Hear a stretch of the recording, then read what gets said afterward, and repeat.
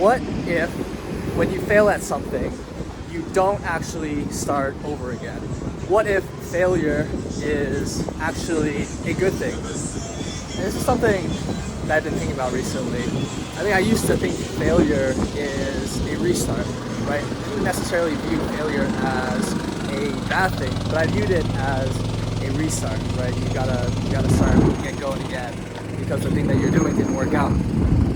And I think I've changed my perspective on that recently because I started to sort of visualize what happens after failure. I think a very good visualization for this is if you imagine you're standing on a plank and another plank further away is where you're trying to get to, which is success.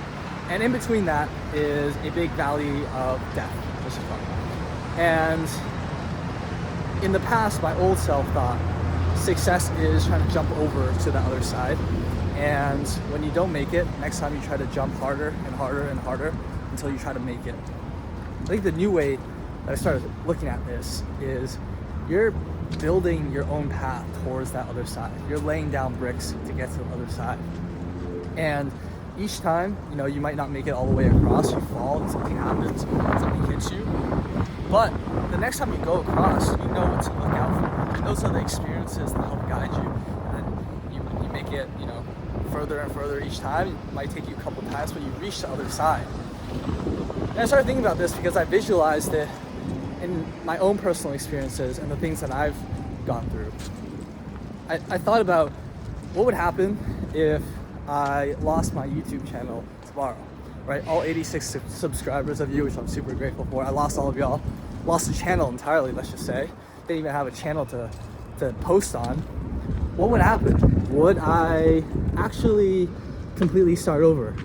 And I realized that on the surface, while it might look like I have to start over because 0 subscribers, no channel, nothing to show for, I actually start with a lot of intangible skills that I didn't have the first time around, like confidence speaking to the camera, confidence speaking in public, ability to deliver information, things that I never had when I was first starting out. I was super stiff on camera, couldn't make eye contact, couldn't deliver information in a very coherent way, all of which I would start with if I lost my YouTube channel tomorrow and had to start over, right? My first video is gonna look infinitely better than my first video from this channel.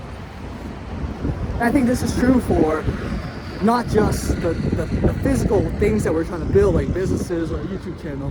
It's also incredibly true for, it's cold shit today. It's also true for the skills that we're trying to learn. So I'll give you a personal example. When I started college, I decided I wanted to pursue a career in finance. And pursuing a career in finance meant I had to network a lot. And I was a really, really shy, didn't really hold conversations professionally in that way to be successful. But ended up finding my way through that.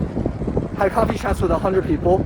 My first coffee chats were incredibly awkward.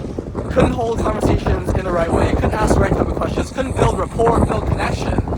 But how did I eventually get to 100 coffee chats where now a lot of those people are people I still keep in touch with 3-4 years away from our first time meeting, and they're willing to help me, which means we built a genuine connection, a strong connection. It happened because of those first coffee chats that were awkward. And almost a good thing that those happened because it pointed out where my weaknesses were. And I got to 100 coffee chats, good coffee chats, because I was willing to take the pain, which you call failure, of those initial coffee chats. Had I not been willing to go through those experiences, I wouldn't have gotten to the point where I felt very comfortable, developed strong confidence, being able to build rapport with other people.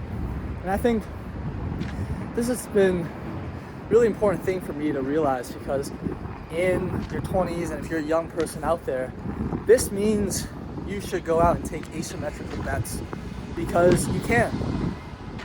Taking these asymmetrical bets, if you lose, you have nothing to lose. That's one of the great things about having nothing to lose. You have nothing to lose. And when you have nothing to lose, that means you should go out, try things, take reps, get reps in, take shots, take asymmetrical bets, because those are the things that will pay off, and you can afford to take those bets. Those bets don't pay off. Next time you start with an experience. You start, with a couple more bricks than you did last time to help build the foundation that you wanted to build. Anyways, New York City. Let's get home.